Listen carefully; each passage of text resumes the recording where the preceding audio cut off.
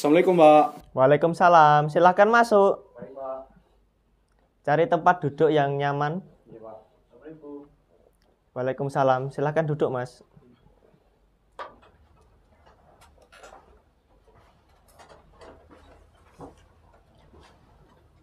Baik, apakah ini sudah hadir semuanya? Sudah, Pak. Baik, terima kasih untuk kehadiran anak-anak yang sudah meluangkan waktunya untuk datang ke ruangan Bapak hari ini. Tapi sebelum memulai kegiatan pada hari ini, saya tunjuk Mas Apong untuk memimpin berdoa. Mas Apong, persilahkan. Oke, baik. Baik, teman-teman. Siap, gerak. Doa, mulai. Berdoa selesai. Alhamdulillah. Bagaimana kabarnya anak-anak, sehat ya? Alhamdulillah, sehat, Pak. Oke, ada yang sudah tahu apa tujuan kita untuk bertemu pada kegiatan hari ini? Konseling kelompok, Pak. Ya, konseling kelompok. Sebelumnya ada yang sudah pernah ikut kegiatan konseling kelompok mungkin? Barangkali siapa? Belum ya? Belum ada ya. Nah, karena ini mungkin baru pertama kali bagi anak-anak, mungkin Bapak akan jelaskan terlebih dahulu apa itu konseling kelompok dari pengertiannya, tujuannya nanti untuk apa, dan tentunya ada asas-asasnya yang perlu diketahui oleh anak-anak. Jadi konseling kelompok itu adalah sebuah pemberian bantuan kepada individu yang memiliki sebuah permasalahan, tetapi dalam bentuk diskusi kelompok. Nah, pada konseling kelompok ini nanti tujuannya adalah untuk supaya anak-anak yang memiliki masalah itu dapat terentaskan atau dapat teratasi.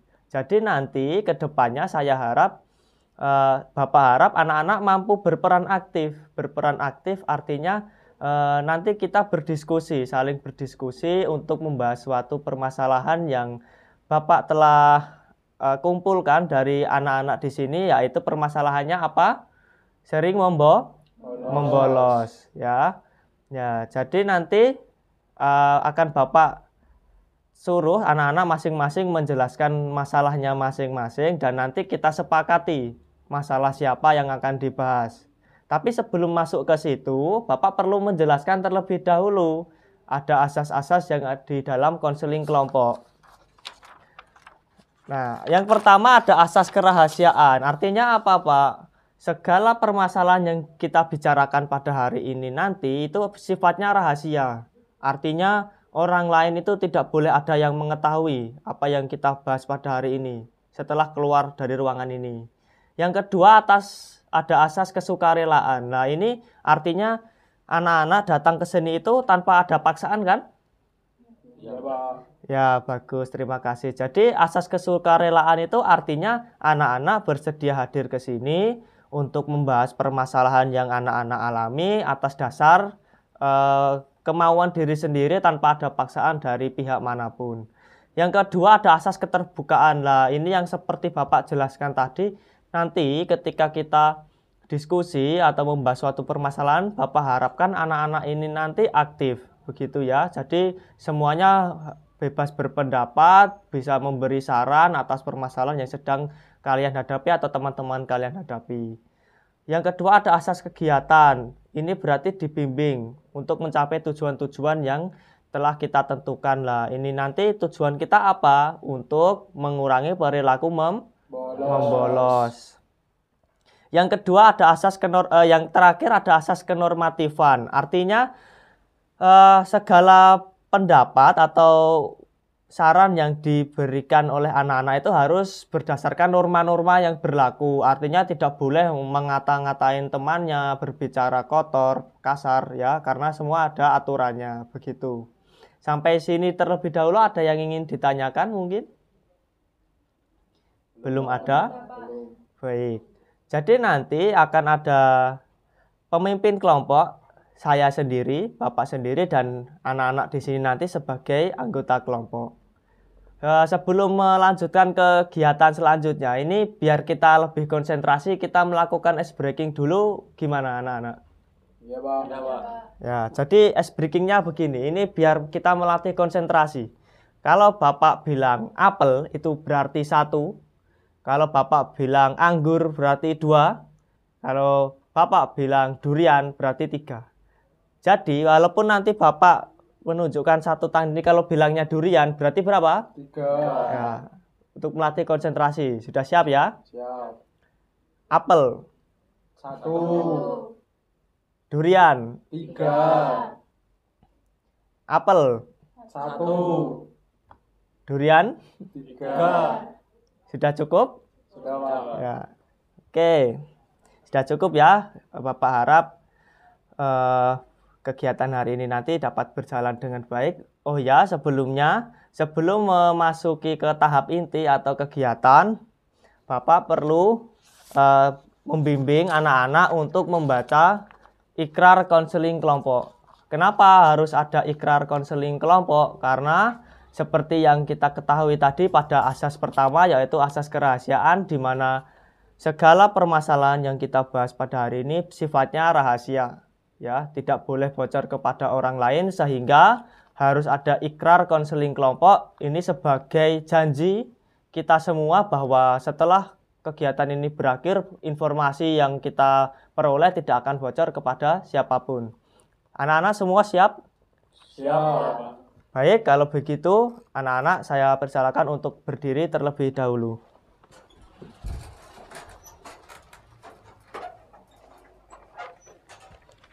Nanti menirukan apa yang telah Bapak bacakan ya. Jadi Bapak bacakan dulu ikrarnya, nanti anak-anak menirukan. Ikrar konseling kelompok. Ikrar konseling kelompok. Saya yang telah bersedia hadir Saya yang telah bersedia hadir dalam kegiatan konseling kelompok ini dalam kegiatan konseling kelompok ini menyatakan bahwa saya sanggup saya sanggup dan bersedia dan bersedia menerima, menyimpan, memelihara, menjaga, dan merahasiakan segala data atau keterangan lainnya yang saya terima baik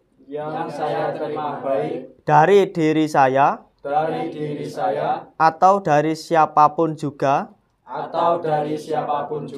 yaitu data atau keterangan yang tidak boleh dan tidak layak diketahui oleh orang lain. Mungkin cukup untuk ikrar konseling kelompok hari ini. Anak-anak saya persilahkan untuk duduk.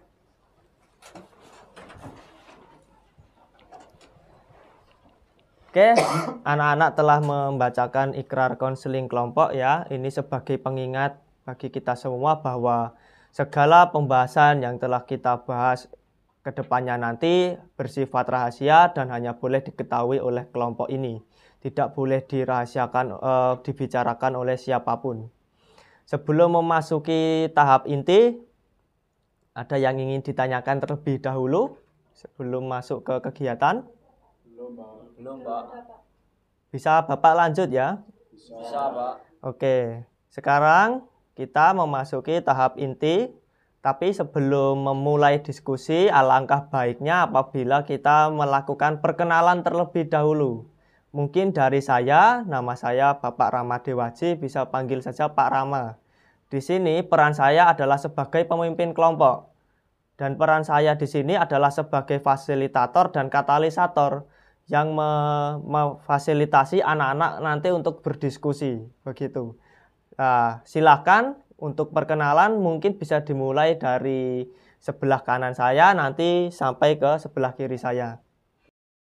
Baik, perkenalkan nama saya Apong Wisnu Brata, saya kelas 11 jurusan TKR. Perkenalkan nama saya Rindi Megantari, kelas 11 dari Tata Boga. Perkenalkan nama saya Irma Dwi Lestari dari jurusan OTKP 3. Nama saya Yohannes Jatmoko, kelas 11 dari jurusan TKR 2. Perkenalkan nama saya Auliana Diro, jurusan Tata Busana 1. Saya Yoriana Argo Samudra dari 11 TKJ 2. Perkenalkan nama saya Dedi Nurhidayah dari kelas 11 AP1. Perkenalkan nama saya Ikhtiar Sawandono dari kelas 11 TUT 1. Baik, terima kasih anak-anak sudah mau memperkenalkan diri. Supaya mengingat-ingat ya, dari sebelah kanan saya ada Mas Apong, di sebelahnya lagi ada Mbak Rindi, kemudian Mbak Irma, Mas Yohanes, kemudian ada Mbak Aulia, Mbak Yoriana, Mas Dendi, yang terakhir Mas Ikhtiar. Nah, sebelum memasuki kegiatan pembahasan ini nanti, saya harapkan Bapak mengingatkan kembali bahwa pada konseling kelompok ini Bapak mengharapkan anak-anak untuk bisa aktif berdiskusi, memberi saran, solusi, pendapat atas permasalahan yang dialami diri sendiri maupun dari teman-temannya yang lain begitu. Baik, pada kegiatan konseling kelompok hari ini Bapak akan menggunakan salah satu pendekatan teori bimbingan konseling, yaitu teknik pendekatan behavior, di mana pada pendekatan behavior ini terdapat teori ABC. Yang pertama, A artinya accident, atau bisa dikatakan perilaku yang ditimbulkan anak-anak melalui masalah yang akan kita bahas pada kegiatan hari ini. Yang kemudian B artinya behavior, yaitu perilaku. Artinya dari tadi sebuah sikap atau tingkah laku anak-anak itu mengakibatkan hal apa. Nah, dan yang terakhir artinya C, consequence, artinya konsekuensi dari permasalahan yang telah dibuat anak-anak tadi. Konsekuensi atau timbal balik yang dirasakan anak-anak itu seperti apa. Jadi pada kegiatan ini Bapak menginginkan dari masing-masing anggota untuk dapat menjelaskan deskripsi permasalahannya yang telah dialami. Nanti bergiliran dari karena tadi perkenalan sudah dari Mas Apong, nanti saya menginginkan dari Mas Ikhtiar untuk mengawali menyampaikan permasalahan yang dialami seperti apa, nanti kemudian berlanjut sampai ke yang terakhir Mas Apong. Anak-anak siap ya? Siap, Pak. Jadi gini Pak, kan saya punya masalah membolos itu karena tidak berani sama guru bahasa Inggris. Sebelumnya saya itu membolos karena gini Pak, dimarahin karena nggak mengerjain tugas seperti itu. Nah, akhirnya saya takut gara-gara tugas saya itu kan sering tidak ngerjain tugas, itu saya takut Pak jadinya Pak. Jadi saya sering bolos, nilai saya sering anjlok, sering dapat ranking bawah Pak, seperti itu. Jadi gini Pak, permasalahan saya itu karena membolos itu bosan Pak dengan mata pelajaran seni budaya itu Pak, sehingga saya selalu tidak mengikuti pembelajaran itu Pak, dikarenakan penyampaian materi itu kurang menarik bagi saya Pak. Jadi gini Pak, saya sering membolos itu karena ada latihan buat paskib itu loh Pak, kan itu PBB. Tapi setelah itu kan seharusnya kembali ke kelas, tapi karena saya capek, saya membolos, saya pulang, saya tidur. Jadi begini Pak, saya itu mempunyai pacar dan pacar saya itu selalu mengajak saya untuk keluar bermain. Jadi saya merasa jadi malas untuk bersekolah dan lebih memilih untuk berpacaran dengan pacar saya. Setelah itu akhirnya prestasi saya menurun dan orang tua saya dipanggil ke BK Pak. Jadi begini Pak, saya dulu itu pernah sekali membolos. Membolosnya itu tidak mengerjakan PR matematika Pak, karena guru matematika saya itu terkenal galak dan juga tegas Pak. Dulu saya pernah masuk tapi tidak mengerjakan PR, itu dihukum berdiri di lapangan Pak, begitu Pak. Jadi gini Pak, saya itu malas dengan pelajaran matematika dan saya pada saat pelajaran matematika itu sering bolos. Dengan itu saya selalu mendapatkan nilai di bawah KKM. Jadi gini Pak, saya itu membolos karena sering kesiangan. Karena kan saya setiap malam itu suka begadang, nonton drakor gitu. Akhirnya saya bangunnya telat terus dan sering berangkat pas gerbangnya udah ditutup. Terus akhirnya saya sering dapat skor dari BK. Jadi gini Pak, saya itu membolos sekolah itu karena saya sering main PS. Jadi main PS itu akhirnya membuat saya malas. Nah terus kemudian saya itu kadang-kadang sering nggak masuk. Bahkan 1 bulan itu saya nggak masuknya, membolos sekolahnya itu bisa 12 kali nggak masuk. Nah terus kemudian saya juga ketika saya di kelas atau masuk sekolah itu juga saya malas untuk mendengarkan materi yang guru-guru sampaikan itu, Pak. Baik, anak-anak sudah menjelaskan masalahnya masing-masing. Dari 9 permasalahan yang telah dibahas, ada yang membolos karena takut dengan bapak ibu gurunya, ada yang membolos karena tidak mengerjakan PR, ada yang membolos karena kesiangan, dan ada yang membolos karena lebih memilih untuk bermain PlayStation, bahkan ada yang membolos karena berpacaran. Nah, sekarang kita sepakati dari 9 permasalahan yang telah dibahas, kira-kira menurut anak-anak, permasalahan siapa yang harus dibahas terlebih dahulu pada pertemuan hari ini? Menurut Mbak Aulia, kira-kira permasalahan siapa yang harus dibahas terlebih dahulu? Menurut saya permasalahannya Mas Apong, Pak. Karena Mas Apong sudah terlalu banyak tidak masuk di kelas. Ya Pak, saya setuju. Karena permasalahan Mas Apong itu tidak patut ditiru oleh siswa lainnya, Pak. Baik, berarti anak-anak sepakat ya, permasalahan yang akan kita bahas terlebih dahulu pada pertemuan hari ini adalah permasalahannya Mas Apong. Mungkin dari Mas Apong bisa menjelaskan kembali secara rinci, secara detail terkait permasalahan yang sedang Mas Apong rasakan. Baik, di sini saya akan menjelaskan, Pak, terkait dengan permasalahan atau kasus saya bolos itu. Saya di sini akan menjelaskan secara detail masalah yang saya alami. Jadi kenapa saya sering bolos? Jadi sebelumnya saya itu anak yang rajin, Pak. Rajin, disiplin, terus kemudian mengikuti pembelajaran dengan baik, terus rajin masuk sekolah kayak gitu. Nah, kenapa saya bisa membolos kayak gitu? Nah, itu awalnya itu saya ketemu sama teman saya. Nah, terus kemudian teman saya itu ngajak sebuah tempat, tapi tempatnya saya nggak tahu apa. Nah, terus saya diajak, terus akhirnya saya dibawa ke tempat PS atau PlayStation itu. Nah, di sana itu saya juga mikir ternyata seru juga. Di sana memainkan game, terus kemudian memainkan game yang saya sukai. Nah, kayak gitu. Nah, game yang saya suka itu adalah GTA. Nah, itu di sana saya memainkan GTA sehingga saya lupa dengan waktu saya. Nah, itu. Nah, akhirnya saya kecanduan di situ. Memainkan game akhirnya kecanduan di situ sehingga saya lupa waktu, terus kemudian lupa kewajiban saya sebagai seorang pelajar gitu. Terus kemudian akhir-akhir ini saya sering membolos, terus kemudian saya akhirnya mendapatkan nilai jelek. Nah, terus 1 bulan itu saya bisa nggak masuk 12 kali, Pak. Itu. Jadi hal tersebut yang mengakibatkan saya untuk menjadi kayak gini. Padahal saya awalnya itu rajin, awalnya mandiri, mendapatkan nilai bagus. Sekarang saya terdampak sama lingkungan saya, yaitu teman saya mengajak untuk bermain PS. Seperti itu, Pak. Baik, terima kasih Mas Apong sudah mau menjelaskan permasalahan yang sedang dialami. Nah, sekarang saya meminta dari teman anak-anak yang lain untuk menanggapi kira-kira bagaimana dari permasalahan yang telah dialami Mas Apong. Saya, Pak, jadi menurut saya itu begini.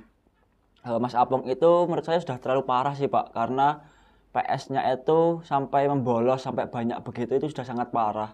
Nah, sedangkan saya itu juga sering suka PS, tapi saya itu kalau main PS itu kalau pulang sekolah ataupun kalau libur saja, seperti itu, Pak. Mas Apong. Baik, pendapat dari Ikhtiar bagus sekali. Mungkin ada dari yang lain, silahkan. Saya, Pak, menurut saya Mas Apong itu harus bisa mengatur waktu dan bisa memposisikan waktu sekolah dan waktu bermain. Baik begitu, Pak. Saya, Pak, izin menambahkan untuk persoalan dari Mas Apong. Seharusnya kan itu kalau bermain PS itu ya boleh-boleh saja. Tetapi kan jangan sampai berlarut-larut lalu terus membolos. seharusnya Mas Sapong itu sadar akan pentingnya sebuah pendidikan untuk masa depan Mas Sapong. Mau menanggapi Pak, menurut saya teman-teman Mas Sapong tadi yang menghasut untuk bermain PS tadi bisa dijauhi dari Mas Sapong sendiri dan bisa mencari teman yang lebih baik lagi. Ya, terima kasih dari anak-anak sudah menyampaikan tanggapan dan saran untuk Mas Apong. Dari Mas Apong sendiri bagaimana, kira-kira bagaimana saran dan masukan dari teman-teman yang lain tadi? Baik, terima kasih Pak. Di sini saya akan menanggapi, saya ucapkan terima kasih kepada teman-teman yang sudah memberikan tanggapan, saran, terus kemudian tambahan mungkin kritikan dari saya. Terima kasih. Dan saya juga akan melakukan hal-hal yang positif seperti yang teman-teman kasih dan seperti yang teman-teman sampaikan tadi. Dan saya akan berjanji akan merubah perilaku saya menjadi lebih baik lagi. Itu Pak. Baik, dari hal yang telah anak-anak diskusikan tadi, terkait yang dibahas adalah permasalahannya Mas Apong, di mana Mas Apong sulit membagi waktu dan mudah terhasut oleh temannya, jadi lebih mementingkan untuk bermain PlayStation daripada sekolah. Dan tadi Mas Apong juga sudah menyampaikan bahwa setelah mendapat masukan dan saran dari teman-teman yang lain, Mas Apong sudah berjanji akan berubah dan merubah perilakunya. Nah, terkait inti permasalahan yang kita bahas pada kegiatan ini adalah membolos ya. Dalam artian kan tidak hanya Mas Apong saja yang sudah melakukan perilaku membolos, tapi teman-teman yang lain kan juga. Nah, di sini Bapak akan menerapkan teknik konseling behavior yang selanjutnya, yaitu teknik kontrak perilaku. Maksudnya bagaimana, Pak? Jadi di sini nanti mungkin bisa dibagikan terlebih dahulu Mas Apong. Baik, Pak.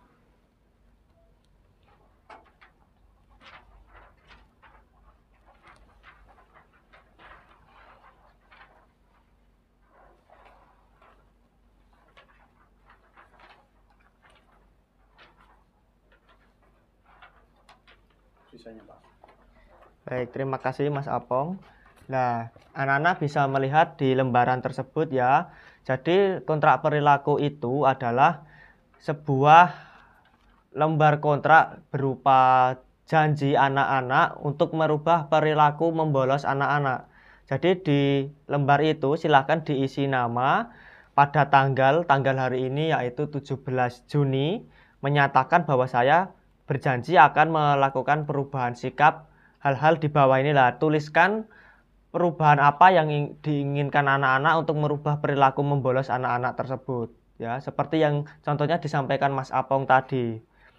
Usaha saya dikatakan berhasil jika, nah nanti Bapak yang menilai kriteria anak-anak berhasil merubah sikap itu bagaimana, begitu ya.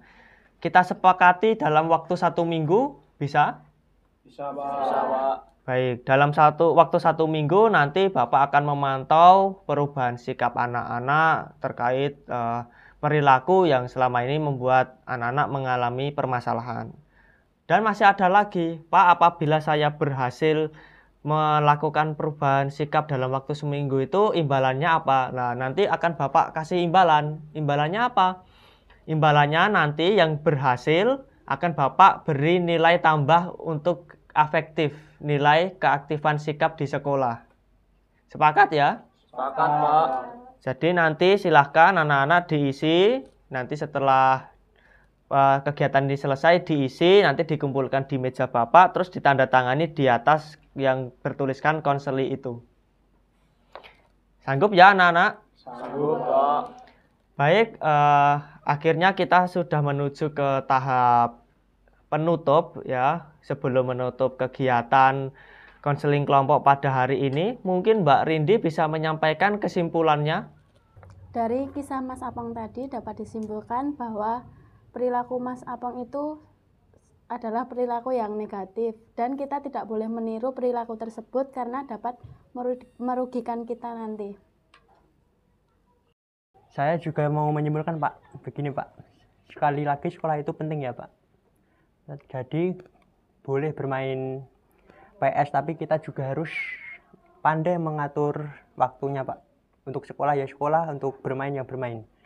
Jadi untuk permasalahan Mas Apong tadi, kita tidak perlu menirunya begitu. Baik, terima kasih untuk Mbak Rindi dan Mas Yohanes yang sudah menyampaikan kesimpulannya di kegiatan hari ini. Dan untuk selanjutnya, kesan dan pesan yang ingin disampaikan pada kegiatan konseling kelompok ini apa? Saya persilahkan. Saya Pak ingin menyampaikan pesan dan kesannya. Jadi kegiatan konseling kelompok ini sangat bermanfaat sekali buat saya Pak. Karena apa? Karena saya itu awalnya punya masalah, terus kemudian permasalahan yang berat. Nah, ini dengan adanya konseling kelompok ini saya bisa menyelesaikan masalah itu dengan cepat, Pak. Dan sehingga dari pemikiran teman-teman, terus kemudian tanggapan teman-teman, usulan-usulan atau solusi-solusi dari teman-teman, mungkin itu yang mengakibatkan masalah ini dapat terselesaikan, Pak. Seperti itu, Pak, kesan dan pesan. Saya Pak ingin menyampaikan kesan dan pesan untuk sesi konseling kelompok pada hari ini. Kesannya dari saya sangat bermanfaat karena bisa bertukar pikiran dengan satu dengan yang lain dan juga menambah wawasan baru dari teman-teman. Dan untuk pesannya, semoga dari sesi konseling ini terutama saya bisa merubah sikap bolos saya dan juga teman-teman bisa lebih disiplin lagi, Pak.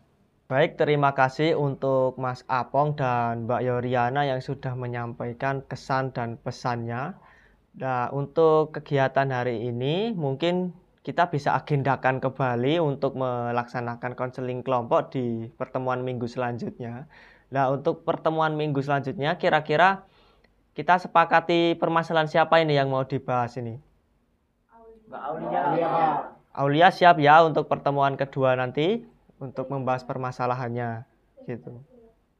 Oh ya, sebelum menutup kegiatan konseling kelompok pada hari ini, Bapak juga tidak lupa untuk membagikan angket kepuasan layanan konseling kelompok dan beserta angket evaluasi hasil layanan konseling kelompok. Lah ini nanti saya mengharapkan anak-anak untuk mengisi supaya Bapak bisa mengkoreksi kekurangan kegiatan hari ini, apa nanti kurangnya bagaimana, biar kedepannya nanti kegiatannya lebih maksimal dan lebih menarik. Mungkin Mas Apong dan Mas Ikhtiar bisa minta tolong dibagikan.